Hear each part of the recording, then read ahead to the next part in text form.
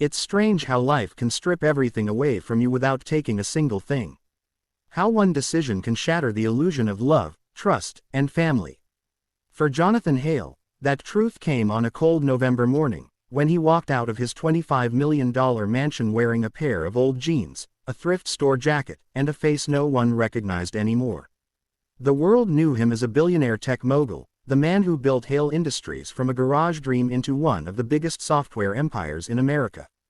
But that morning, Jonathan wasn't a CEO. He was just a man, one desperate to know if the people closest to him still loved him, without the money. For months, he'd felt it, the quiet distance, the way his wife, Claire, stopped meeting his eyes, the way his son, Adam, cared more about the latest sports car than the father who gave it to him, and his daughter, Emily, who seemed lost in a world of privilege. He wasn't angry, he was heartbroken, so, he did something no one expected. He disappeared. Jonathan withdrew $10,000 in cash, gave control of his companies to his attorney, and vanished into the world as a broke, middle-aged man named John Miller. The first week was brutal.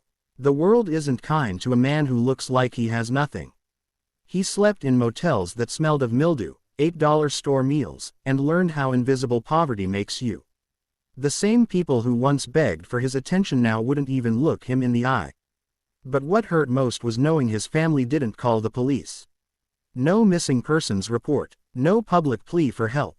It was as if Jonathan Hale had never existed. A month passed before he found himself in a small town on the edge of Ohio, where the streets were cracked and life moved slower. That's where he met her, Maggie Turner. She worked at a roadside diner called the Rusty Spoon, juggling two jobs and a smile that never seemed to fade, even when the world gave her every reason to stop. She was a widow raising a 7-year-old boy named Sam. Jonathan met her when she noticed him sitting alone in a corner booth, staring at an untouched cup of coffee. "You okay, sir?" she asked softly, her voice carrying that small-town kindness you can't fake.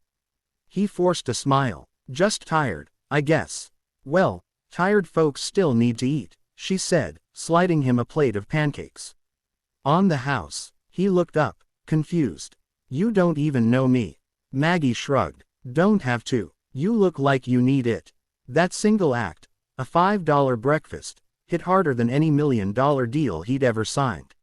Over the next few weeks, he kept coming back. Sometimes to eat, sometimes just to talk. Maggie never asked about his past. She never judged his worn-out clothes or his tired eyes. She just treated him like a person, something no one had done for him in a long time. Through her, he started to see the world differently.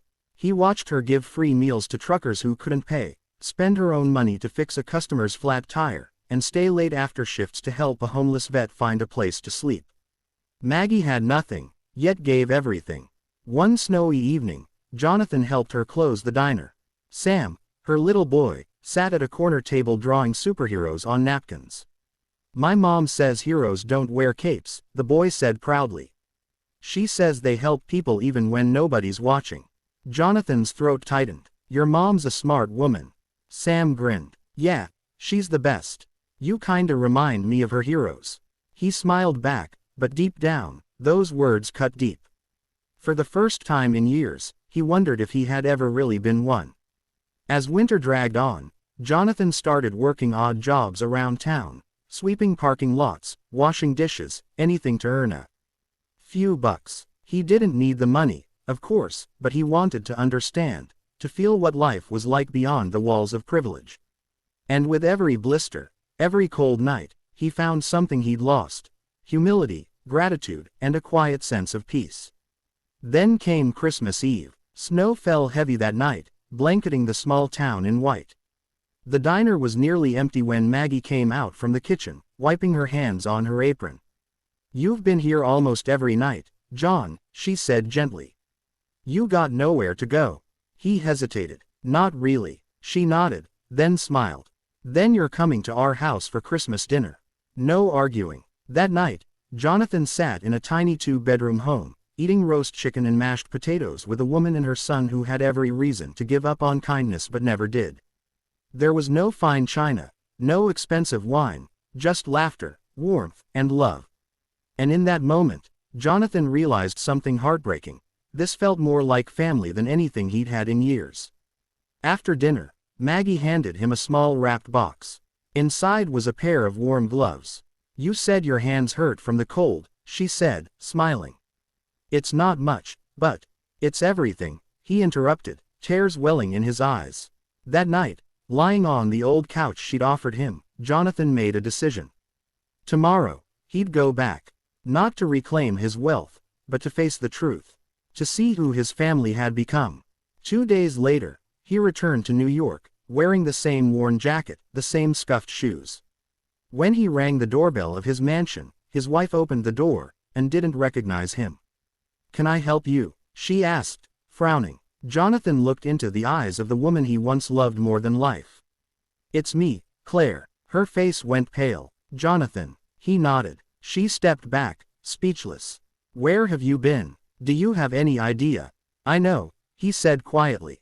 "I know everything. And I needed to." Inside, the house looked colder than he remembered, beautiful, but lifeless. His son was lounging on the couch, scrolling his phone. His daughter barely looked up. They didn't rush to him. They didn't cry. They just stared, like seeing a ghost. "I left," Jonathan said softly, "because I needed to know if I mattered beyond the money. I needed to know if you'd miss me, not the man who paid the bills." Claire's voice trembled. "You think you can just disappear and come back pretending you're the victim?" "I think," he said, "that maybe I already was." Silence filled the room. Then, one by one, the truths spilled out. Claire confessed she'd been lonely for years, that the money had replaced their love. The kids admitted they didn't even know how to live without wealth, that they'd never learned what it meant to care. For a long time, no one spoke. And then Jonathan told them about Maggie, about the woman who gave him food when he was hungry, warmth when he was cold, and faith when he'd lost it. He told them how a stranger with nothing had shown him everything they'd forgotten. Claire started to cry, not for the money, but for the emptiness they'd built their lives around. That night, Jonathan didn't sleep in his bed. He sat by the window, watching snow fall over the city, wondering if redemption was even possible. The next morning, Claire found him in the kitchen. She looked exhausted, but something in her eyes had changed. "You said that woman helped you," she said softly. "Can we meet her?" Jonathan didn't expect that, but 2 days later, they drove to Ohio. When Maggie opened the diner door and saw him standing there in a tailored coat, her jaw dropped. "John," he smiled. "It's Jonathan. Jonathan Hale." Her eyes widened. "You're that Jonathan Hale." He nodded. "I lied about who I was. I had to. I wanted to understand what mattered again. And you reminded me." Maggie looked between him and his family, unsure what to say. But Claire stepped forward, tears in her eyes. "Thank you," she whispered. "You saved my husband." Maggie smiled faintly. "I didn't save him. He just needed someone to remind him that people are still good."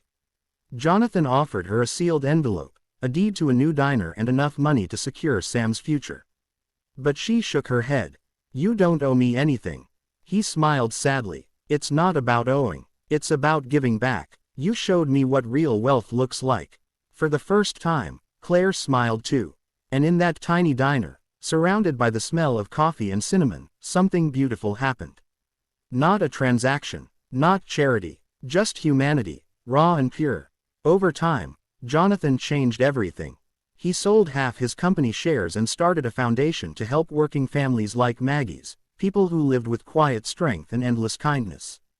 His family joined him, not out of duty, but purpose.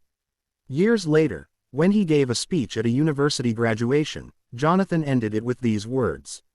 "I used to believe success was measured by what you could buy. But the truth is, real wealth isn't in your bank account, it's in your heart. It's in the kindness you give without expecting anything back. I learned that from someone who had nothing, and yet gave me everything." The crowd rose in applause. But somewhere in Ohio, in a little diner called the Rusty Spoon, a woman smiled as she watched him on TV, wiping her hands on her apron.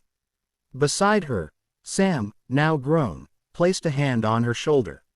He remembered. "Mom." She nodded, tears in her eyes. Good people always do. And maybe that's what the world needs to remember too, that the greatest acts of kindness often come from those who have the least to give, and the most to offer. 3 years had passed since Jonathan Hale walked back into his mansion with nothing but the truth in his heart. The world had changed, but so had he. The man who once measured life in profit margins and quarterly reports now spent his mornings at a shelter kitchen in downtown New York, wearing an apron that said, "Serve with love." And he meant it. His foundation, the Hale Humanity Project, had grown far beyond what anyone expected. It wasn't about writing checks or press appearances, it was about showing up, getting his hands dirty, and rebuilding dignity where the world had taken it away. But even after everything, there were still scars. Claire and Jonathan were trying. They'd gone to therapy, taken long walks where words didn't come easy but truth slowly did. Trust, once broken, doesn't heal overnight, but love, if it's real, learns how to breathe again. Their kids were changing too. Adam had sold his sports car and joined the Foundation's youth outreach team. Emily was in nursing school, inspired by the people she'd met through the shelters. Yet, despite the progress, Jonathan couldn't shake one thought: Maggie Turner. He hadn't seen her since the day he gave her the diner deed. She'd refused interviews, turned down publicity, and went back to work like nothing had changed.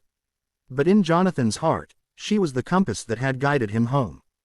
One chilly March morning, while reviewing a new charity project in Ohio, Jonathan's assistant mentioned a small-town diner struggling after a flood. The name hit him like a jolt: the Rusty Spoon. He didn't tell anyone why, but 2 days later, he was driving down that same cracked road, snow melting into puddles along the curb. When he stepped inside, the bell above the door jingled, the same sound, the same warmth. But time had left its fingerprints everywhere. The place was worn, tired, but alive. Maggie was behind the counter, hair streaked with silver now, smiling at a group of truckers. When she turned and saw him, her face froze. "Jonathan Hale," she said quietly, setting down a coffee pot. He smiled. "You remembered. How could I forget?" she said. "You're the man who made half the country cry on national television." He laughed softly. "Guilty." They sat at the same corner booth where they'd first met. Maggie poured him coffee, and for a moment, it felt like time had folded back on itself. "So," she said, leaning against the table, "what brings a billionaire back to the Rusty Spoon?" "I came to see how you were," he said honestly. "And maybe to thank you properly this time." Maggie chuckled. "You already did. Sam's in college now, studying engineering. That diner deed you gave me, it changed our lives." Jonathan smiled, pride in his eyes. "You changed mine first." They talked for hours. About life, loss, and how kindness has a way of finding you when you least deserve it. But when the conversation turned quiet, Maggie looked down, her hands tightening around her mug. "You ever think," she asked, "that maybe you had to lose everything to finally see the world right?" He nodded slowly. "Every single day." That night, as he drove back to the city, Jonathan couldn't stop thinking about what she said. He realized his foundation was helping thousands, but he hadn't stepped foot into the world he once walked as John Miller in a long time. So he did something his board of directors didn't expect. He told them he was taking another leave of absence. No press, no cameras, just him. This time, it wasn't a test. It was gratitude. For the next 6 months, Jonathan lived in the very shelters his foundation funded. He helped rebuild flood-damaged homes, delivered groceries, listened to people's stories. Not as Jonathan Hale, billionaire, but as John, the man Maggie once fed for free. And something beautiful happened. He stopped being recognized for who he was, and started being remembered for what he did. Meanwhile, back home, Claire was watching quietly. At first, she'd been afraid he was running again, leaving the life they'd rebuilt. But then she saw the man who came home on weekends, tired, dirty, but glowing with something real. Compassion, peace. One evening, she said softly, "You look happier when you're with them." Jonathan smiled. "That's because when I'm with them, I'm just a man. Not a name, not a brand." Claire reached for his hand. "Then be that man. Just don't forget you still have a home waiting." That winter, tragedy struck the little town that had changed his life. A massive storm destroyed half of Main Street, including the Rusty Spoon. When Jonathan heard the news, he didn't hesitate. He flew straight to Ohio. The diner was a wreck, Walls collapsed, floors soaked, memories scattered. Maggie stood outside, hands trembling, watching years of hard work wash away. When she saw him running through the rain, she shook her head. "Don't," she said, tears mixing with the downpour. "You can't fix this one, Jonathan." He stepped closer, his voice soft but firm. "I can't fix the past, Maggie. But I can rebuild the future."